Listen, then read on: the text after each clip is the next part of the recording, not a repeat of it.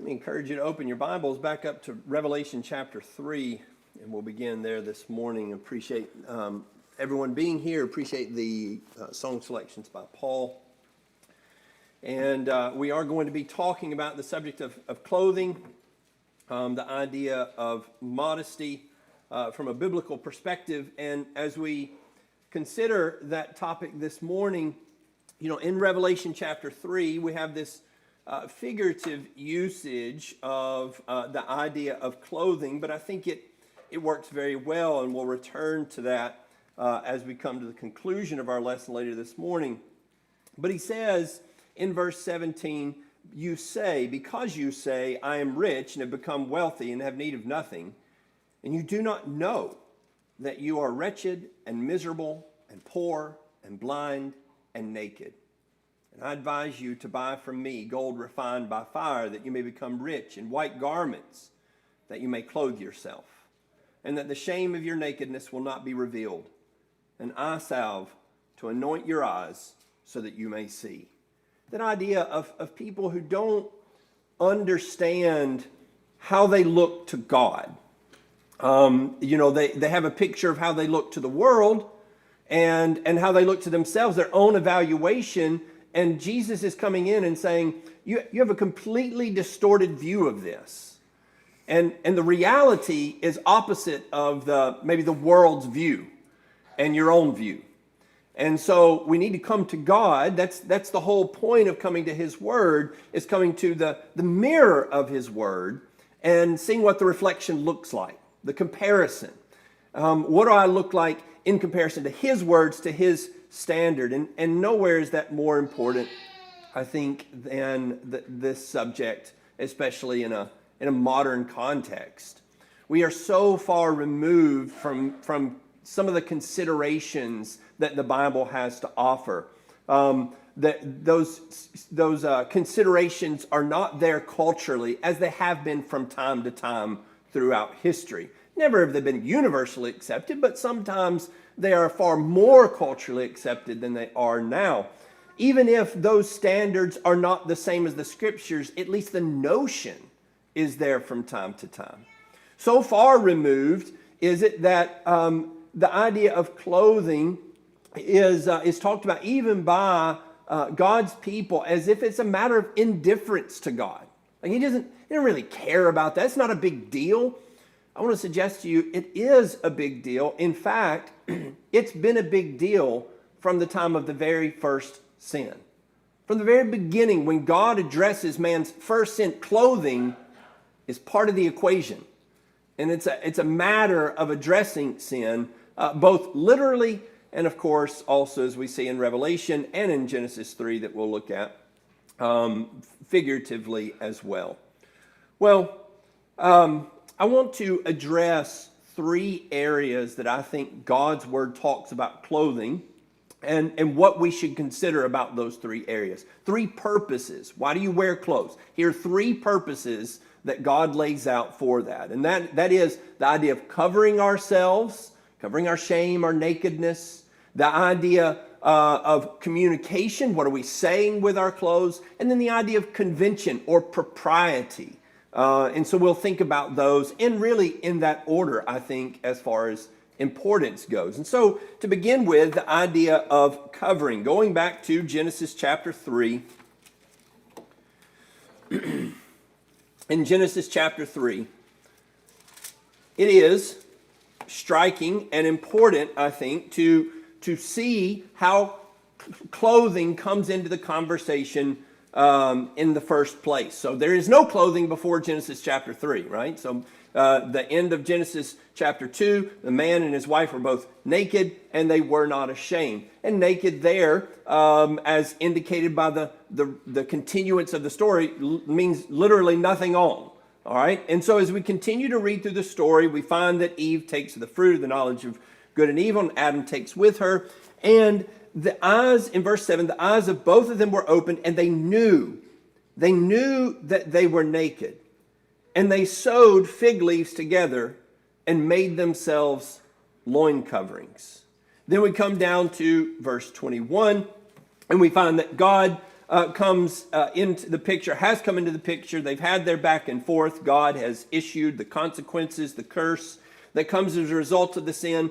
But in verse 21, it says, the Lord made garments of skin for Adam and Eve and his wife and clothed or covered them.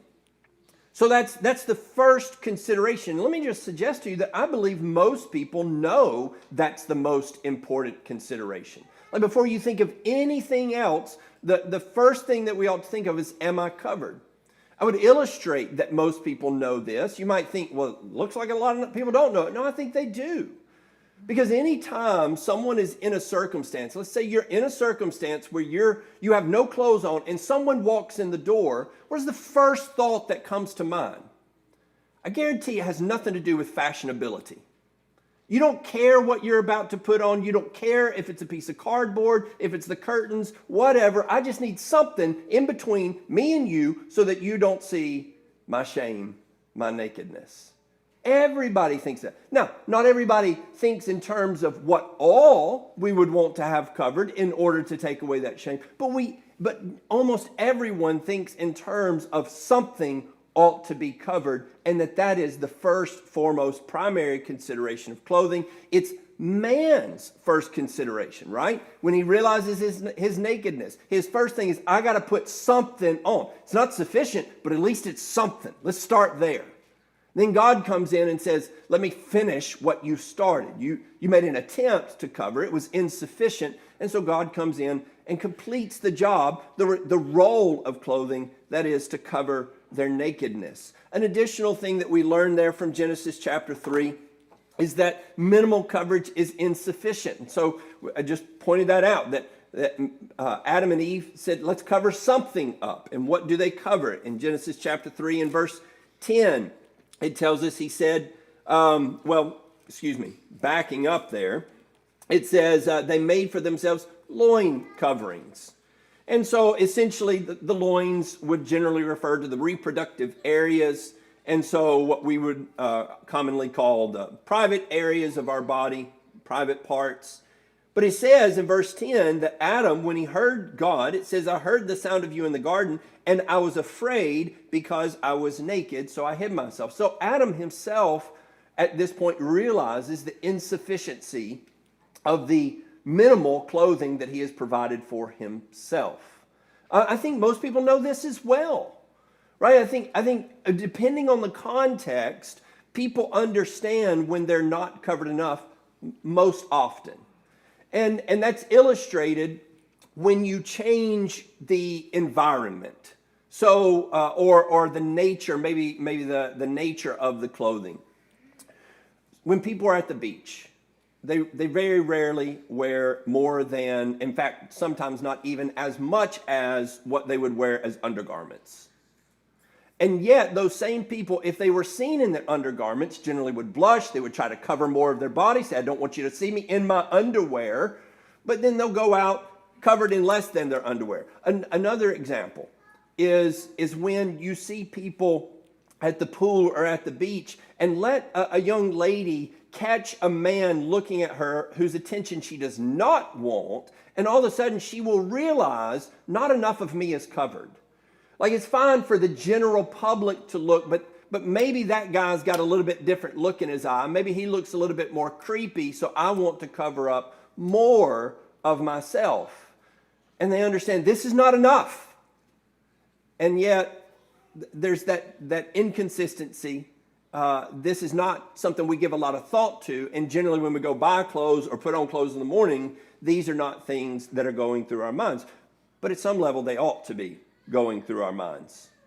Well, as far as what ought to be covered, we get some information, but not very much, and certainly no definitive information in Genesis chapter 3. Some people would appeal to definitions of a tunic, and they are helpful. We refer to tunics today. They're generally garments that go from about the shoulders to the knees, but that's not definitive. There's more specific and helpful information as we go through the rest of the scriptures. God has told us what he wants covered on occasion. He's specified. He specified in one instance what he wants covered in the garments of the priest, for instance. Over in Exodus chapter 28, and we've gone over these verses before, but looking again, Exodus 28 and verse 42, you shall make for them linen breeches to cover their bare flesh. That bare flesh is the same word that's translated nakedness throughout most of the Old Testament. They shall reach from the loins even to the thighs. Now, when we look at that verse, sometimes I get some pushback on that. You know, you're taking laws from the Old Testament and applying them to the New. You're trying to say we should dress like priests dress like the Old Testament people dress. It's not at all what I'm saying. In fact, we're going to talk about the rest of the priest's dress in a little while and show that we're not looking to dress like the priest. That's not at all the point. The point is that as God tells the priest what to wear, in many instances, he tells them why he wants them to wear it. And in this case, he says, wear this so that your nakedness will be covered. And while some of the other things that the priests wear and the reasons for those things don't apply to us, covering nakedness does still apply to us. And so when God says, here, do this for this reason, and that's still a reason I want to fulfill, then I need to go about wearing clothing that will do the same thing. Now, they don't have to be made of linen or breeches or whatever else you might put in there, but they do have to cover the same part. Another objection that people will make is that really the idea of thigh is one that we can't really wrap our heads around. It's not consistent. But the word here is consistently translated thigh throughout most of the Old Testament. These are not people who are ignorant of body parts. They know how to communicate with one another about what body parts that they're talking about. And so in this instance, the idea is to cover up the thigh. So God told them to cover that up. In other instances, what God does is talk about something that's uncovered and then describes that as nakedness. So that's not really the same as identical as the instruction, do cover that up, but it gives us, what it's doing is helping us define it, right? As we're looking through the Bible and God says, here is someone with these body parts uncovered, and then that means they're naked. Okay, we can kind of put those together. We can add those to our definition. In Isaiah chapter 47, Isaiah 47, and in verse 2, it says, take the millstones and grind meal, remove your veil, strip off the skirt, uncover the leg, cross the rivers. Your nakedness will be uncovered, your shame will be exposed. I will take vengeance and will not spare a man. And so here again we have the leg, and certainly we combine that with Exodus chapter 28. The thigh portion of the leg being uncovered means your nakedness is exposed. And he connects that here to shame. Now, somebody says, that's figurative. It is. It is. But it's figurative language using understood concepts in reality, right? So this is a figure that wouldn't make sense if exposing your leg was not shameful, right? So for somebody to be able to say, I'm going to lift your skirt up, and that's going to bring shame, somebody would have to understand that on the receiving end, right? If lifting up the skirt is not shameful and does not expose nakedness in literal terms, then this is a figure of speech that means nothing. So it has to be based on real things in order for the figure to even make sense. So we can use figures of speech in order to get at the definition of nakedness in this case. Over in the book of Ezekiel, Ezekiel chapter 16, and again, we're using much figurative language here. Ezekiel chapter 16 and verse 6. It says, when I passed by you and saw you squirming in your blood. Now, if you back up, you see that it's the blood of infancy. They've just been born, all right? And he's talking to the nation as a whole, so obviously figurative language. I saw you squirming in your blood, and I said to you while you were in your blood, live. Yes, I said to you while you were in your blood, live.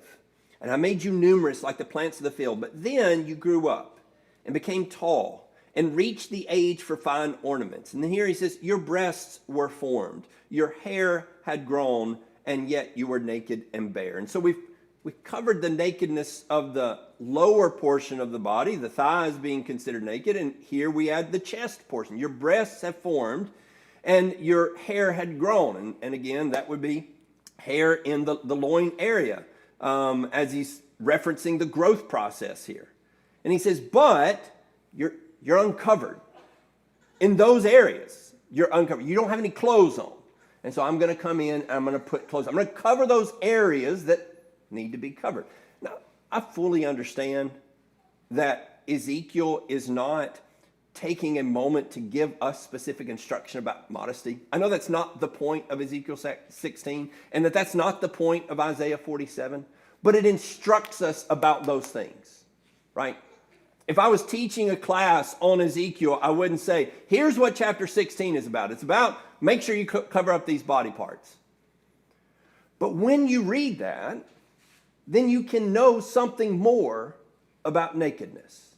And so we cover up, and so it does fulfill that definition that is generally seen in lexicons about the tunic, that we're covering up the areas from the shoulders to the knees, covering up the chest area down to the thighs. When people start asking questions about that, like, right, where's the line? How much, at what point do you start saying that is actual exposure of the body part that's supposed to be covered up? I think in terms of how are we looking at that exposure? Are we considering the shame of it? Are we considering what it represents and what it says about what we think about, what God says about that, and how we communicate that to others? Are we taking him seriously in our care about covering ourselves? If, we have a lot of different takes on what doctors have said over the last year and about precautions and about how people take that. But if it could be demonstrably proven that exposure of the thigh would 100% cause cancer, exposure of the breasts would 100% cause cancer. If the sunlight touches those, then it's going to cause cancer. Do you suppose you would have scores of people constantly trying to find exactly where the line was? They would say, let me see if I can get this a little bit more low cut. I'm going to keep going until I'm right at that point where I might get cancer, but I'm not sure. Or do you think you would just say, man, there's no plunging necklines in here anymore, and we don't see shorter shorts coming back into style, that people just maintain? So it's a matter of communication and a matter of thought process. Are you thinking in terms of how much can I reveal, or are you thinking of what does God want covered? So I want to think in terms of what does God want covered, and that pushes the line away, not as close to as possible.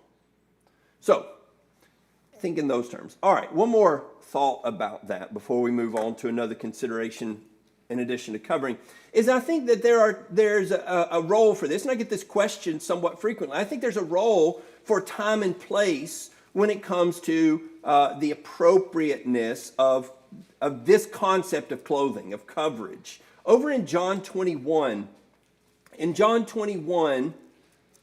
and in verse 7,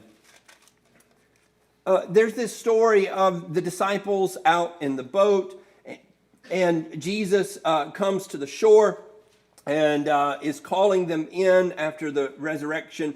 And it tells us, therefore, the disciple whom Jesus loved said to Peter, "It is the Lord." And when Simon Peter heard that it was the Lord, he put his outer garment on, for he was stripped for work, and threw himself into the sea. Now that stripped is translated naked in most of your translations. In fact, in most places in the New American Standard, that word is translated naked. And so he was naked for work. But it's not naked like we would use the word. We don't mean he has no clothes on, but he doesn't have clothes that you would walk around in normal society on. He's out working on a boat with a bunch of guys. And so he doesn't have his appropriate public clothing on. And he puts on, and it is peculiar, he puts on his outer garment to jump into the ocean, which is the opposite of what we would think would be done, but that's what he does. Over in John chapter 13, that same word is used here, or the same word for garment, that Jesus, it says, got up from supper and laid aside his garments. Now, that's the same word for outer garment, right? So again, it's not Jesus taking off everything, but he's taking off his public presence garment, his outer garment, and he took the towel and girded himself. So he's also dressing for work or undressing for the work that he's about to do. Where is he? He's in a room full of guys. And so there may be times where we see, okay, there's an appropriateness to less coverage under these circumstances. Certainly marriage would be appropriate for less coverage. I grew up in a house where Nathan and I shared a room, right? So within that room, there's less coverage required in those circumstances. And I think we see some examples here because guys wonder about that. Ladies wonder about that. Is there ever a time where it's okay, in a locker room or a bunkhouse or things like that? And I think we see some indication here that there is appropriateness when you're away from public, around those of the same sex, that coverage is, that there's less coverage required. But what we want to know is, am I fulfilling in every aspect and in every everyday life, do I fulfill the very first consideration that clothing ever brought to the table? Am I covered up? And not by my own standards and not by my own intuition that is gained from the world that we live in, but have I considered what God calls nakedness, and have I made sure that that is what's covered? Well, the second consideration that I would offer is that of communication, and I think that that's very important.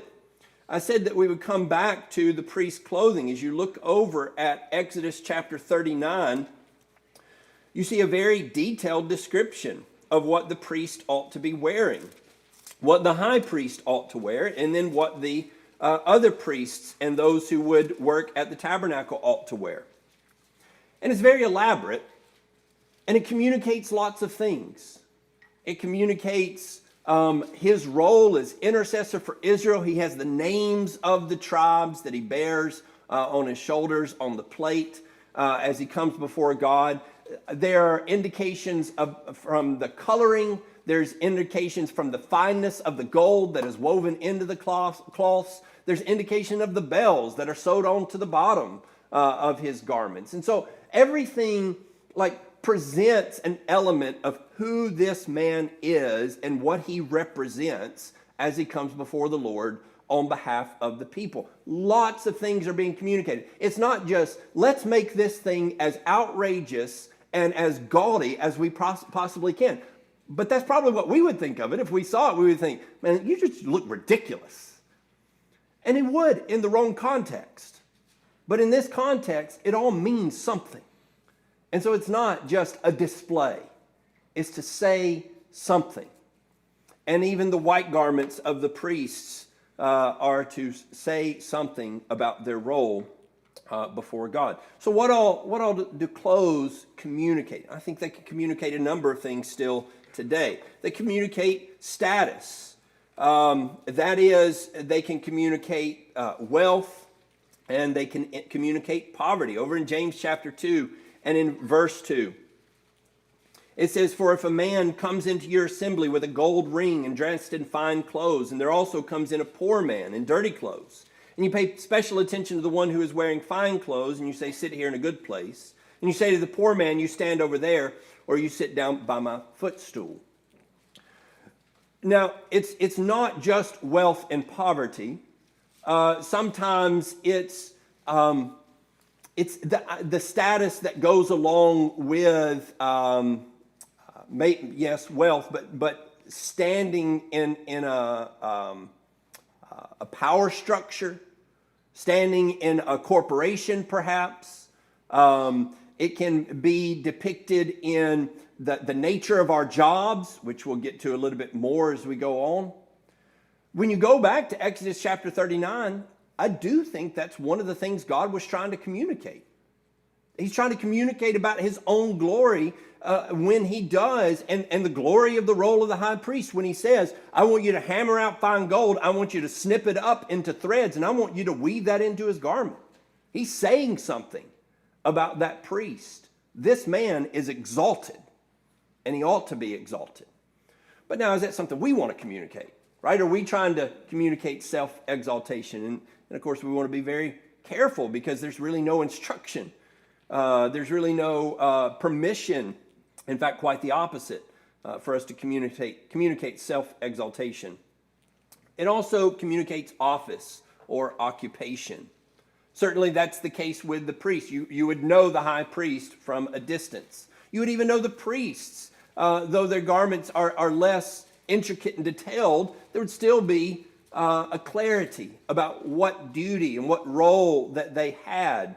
We have the same thing in so many different areas. We associate certain uniforms with certain occupations. And so we know what a police officer looks like. We know what a fireman looks like. We know what military uniforms look like. We also know what like working in a kitchen looks like, right? There's certain uniforms that go along with that, and it sets those people apart. When you're in a Lowe's, you say, hey, there's the guy that's got the right colors on. Or you come to me, because I often get mistaken for working there, but you find that person who's got the clothes on that communicates you work here. But then there's more unofficial communications along that line. Proverbs chapter 7 and verse 10 talks about somebody who's wearing the attire of a harlot. So here's somebody that's got an occupation, and she advertises it as well. It's not as official, but it's certainly knowable enough that Solomon could write about it and expect people to know what he was talking about. Oh yes, we know what a person in that occupation would wear as well. And so this is not just from the standpoint of, your corporate manager says this is the uniform that you have to wear. Sometimes just by practice, we learn what sorts of things someone wears. It communicates honor. In Matthew chapter 22, this story of the wedding feast, this parable that Jesus tells beginning at the beginning of the chapter, and he comes down through, he talks about inviting those, and the people did not pay attention, they didn't come, and so he sent them out to get others to come and to attend the wedding feast in the main highways. As many as you find there, invite to the wedding feast. And it says in beginning of verse 11, when the king came in and looked over the dinner guests, he saw a man there who was not dressed in wedding clothes. And he said to them, friend, how did you come in here without wedding clothes? And the man was speechless. Then the king said to the servants, bind him hand and foot and throw him into outer darkness. In that place there will be weeping and gnashing of teeth. Now again, obviously it's very figurative, and it's meant to communicate something about our own preparedness, our own willingness to come, but to come on the host's terms. And the idea is you didn't come showing the proper regard and respect that you ought to for the occasion. And so you will be cast out. Now, again, if I'm teaching this parable, I don't go through and say the point Jesus is making, the main point Jesus is making is that you got to wear a tie on Sundays. That's not it. But in making his point, he illustrates it with an acknowledged truth that when we go somewhere, when we're invited somewhere, we want to consider the nature of the host, the honor that is due towards that host, and we want to live up to that. Now, I know that is less defined, and so there's going to be some room for thinking about that and applying that, but at least we ought to be thinking about it. Another thing that it communicates is order or orderliness. In 1 Timothy chapter 2, where Paul instructs modesty, he uses three words there in that context.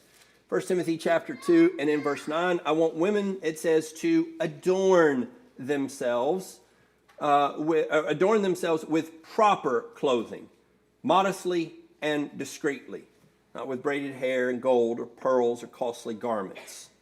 So the word proper there is the word cosmos. And you may have heard that before. It's the idea of order. And in fact, it's where we get our word for, the root word for cosmetology, right? Putting things in order. And I think about that from the standpoint of communicating in ourselves where our life is. You come in, and sometimes people can tell there's disarray, right? Things are not orderly. Things may be a little bit chaotic at your house this morning versus things are going in an orderly fashion. And again, I'm not saying in all of these that we're trying to communicate any of these. Sometimes I'm not trying to communicate order. Sometimes if you showed up to where I was working a couple of weeks ago, a water line broke out where we were building our house, and I was working on that for about 4 or 5 hours. And if you'd have come up and said, "You look a little disordered," I would say, "Yes, that's what I was going for," right?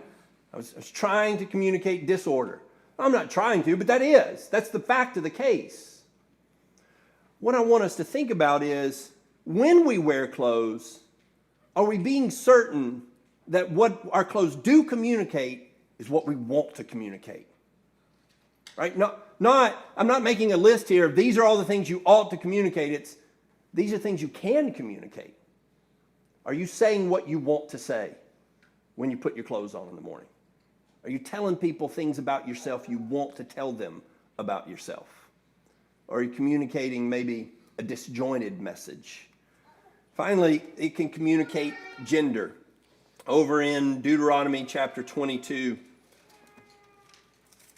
Deuteronomy 22 and in verse 5, a woman shall not wear a man's clothing, nor shall a man put on a woman's clothing, for whoever does these things is an abomination to the Lord your God. That which pertains to a man, that which pertains to a woman, some of your translations will say. Now, I think that even in the time that that's written, there would be garments where there would be a lot of overlap. In other words, there would be gender-neutral garments,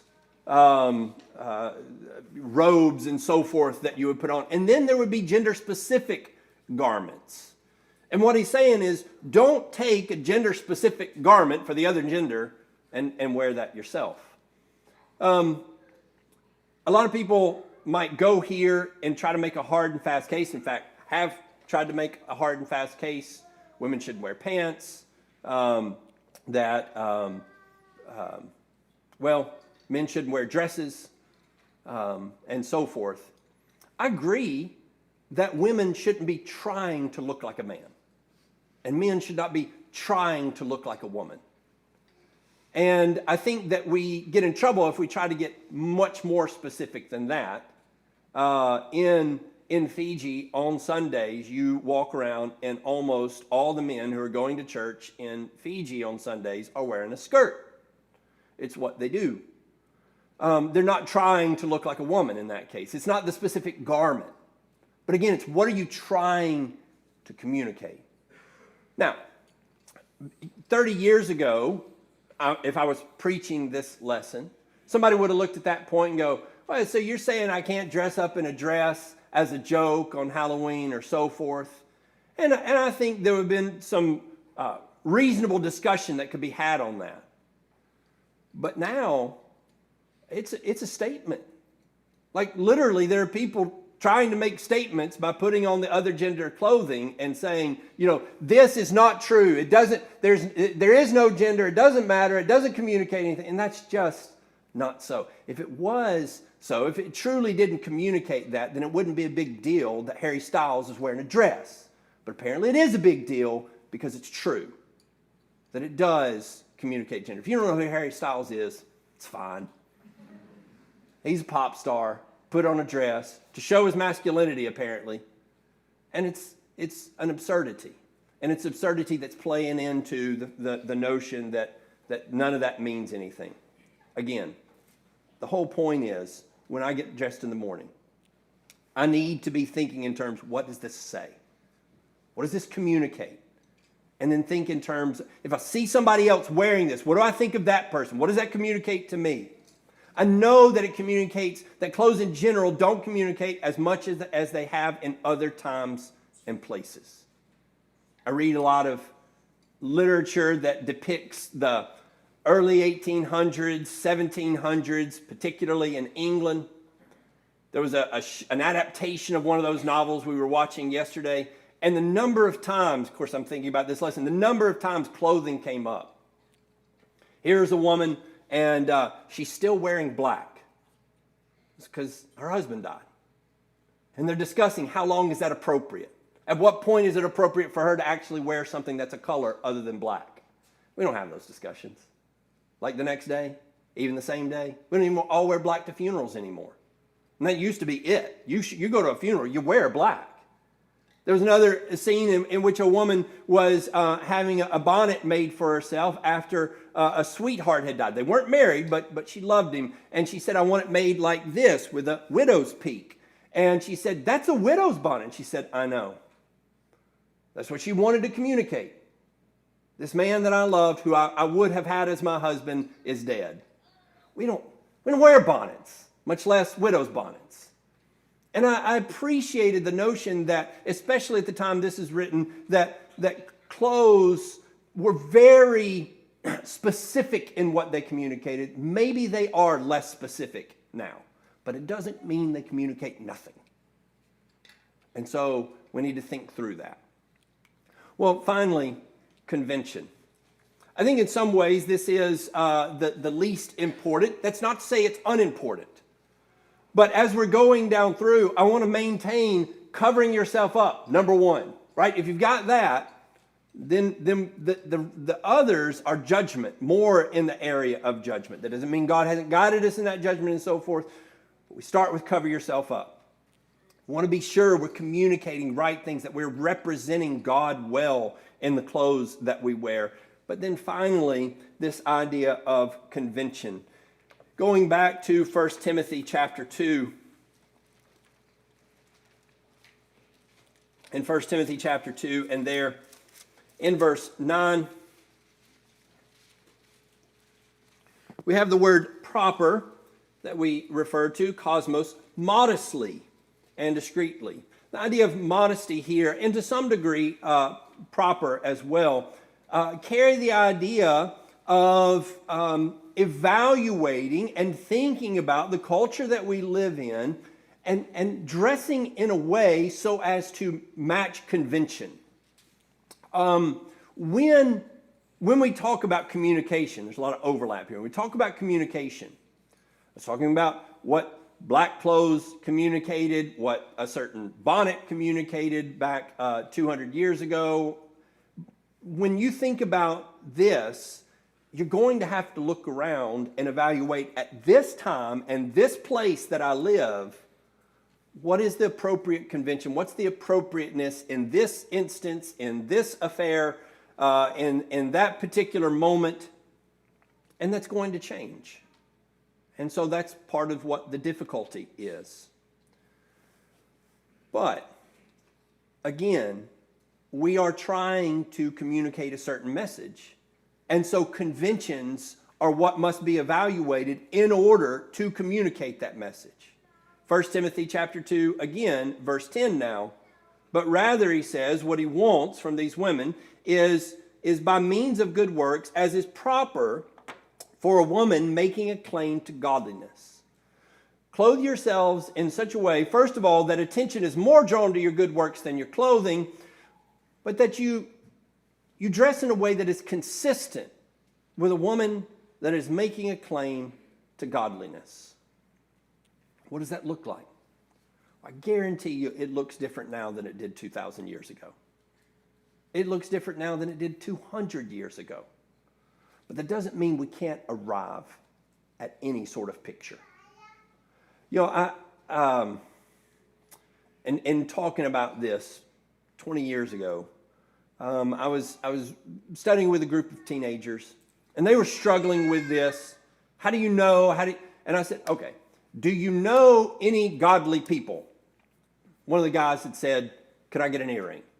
I said, name me 5 men who you hold up as spiritual leaders. He named off the 5 men. I said, what do you think they would say about you getting an earring? And he said, well, obviously no. And I said, obviously. It is obvious, right? And so here, a lot of times we sort of introduce the notion here of like, we just can't interpret, we can't figure things out, and we don't know what we're supposed to wear and when. But then you start asking questions about godly people that you know, and what do they do, and what would they do, and what would they say? And all of a sudden it's like, well, yeah, I mean, I know what they would say. Okay. So we can start putting a picture together, and we can get an idea as to how we ought to associate with the conventions that we live among. We want to balance, though, here. We're balancing standing out and fitting in. There is a sense in which we're trying to get along in the society we live in, and especially in so much as we can bring Christ to those people. We're not trying to be different for the sake of being different. And when Paul talks about becoming all things to all men, he does so with that very balance. 1 Corinthians chapter 9 and in verse 20, where he says, to the Jews I became as a Jew so that I might win Jews. To those who are under the law as under the law, though not being myself under the law, so that I might win those who are under the law. To those who are without law, as without law, though not being without the law of God, but under the law of Christ, so that I might win those who are without law. Not as being without law of God. Paul doesn't say I just throw out all the rules. We maintain rules. But we're also living in this world. And we're buying clothes in this world. And we're wearing those clothes in this world. And it's okay if you go to work and you work somewhere where they do require uniform, and lo and behold, you look like everybody else when you go to work. That's okay. Unless they're asking you to uncover yourself. But there's nothing wrong with communicating, I'm a worker, and I'm a worker at this place. Or I am a police officer, or whatever the case is. It's okay to communicate that. What's not okay to communicate, and what it's not okay to uncover, is what God has said is nakedness. And it's not okay to communicate something that says, I am associated and I am in league with the people who have rebelled against God in this world. That I'm fighting against God with my clothing. I think about that in the way that the world talks about clothing. It's very personal. Clothing is about you saying who you are, right? It's telling the world. It's unique, and it's to you, and it's very personal, and nobody can tell you what to wear. But God can. And I think sometimes we sort of take that messaging from the world, where the world is saying, hey, look, express yourself. I don't want to express myself. I want to express godliness. Him. He is what I want people to see in me. And I don't mean that means go around wearing a robe like they would have in the first century.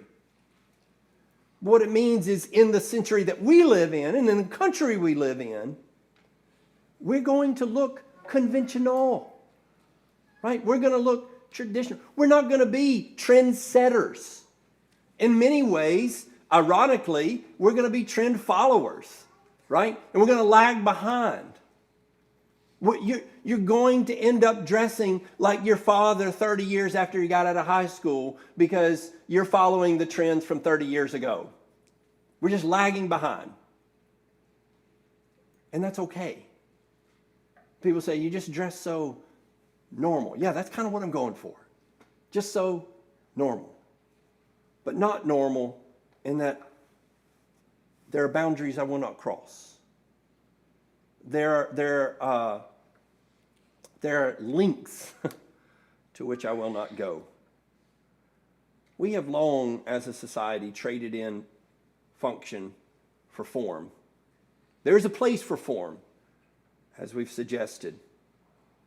But I think these are some simple and fundamentally important questions that we need to be asking before we put on anything every single day.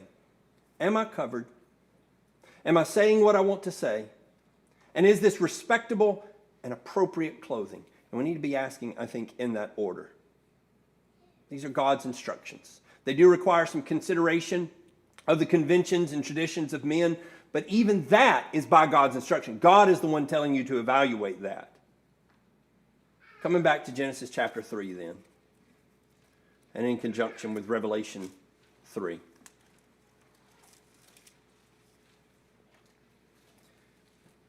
Adam and Eve attempted to cover their nakedness, to cover their shame, to cover their sin. They failed. God comes in, and he's able to accomplish what they are not. And making garments of skin for Adam and his wife, he clothed them. Isn't that what he's telling the Laodiceans? You are trying to do this on your own. You've got your own wealth. You've got your own eye salve. You've got your own clothing. And I'm telling you, come to me. Because that's where you'll find out about real wealth. That's where you'll find out about real clothing. And I think in this case, both literal and figurative. That's where we find out about it. When we clothe ourselves by his guidance, it is part of a broader notion that we are accepting that we cannot cover ourselves. And without him, we're not even sure what needs covering. And so I hope that you might yield not only in this, but in every aspect of your life to his guidance. And if there's any way that we might help you do that this morning, won't you come forward while we stand and while we sing.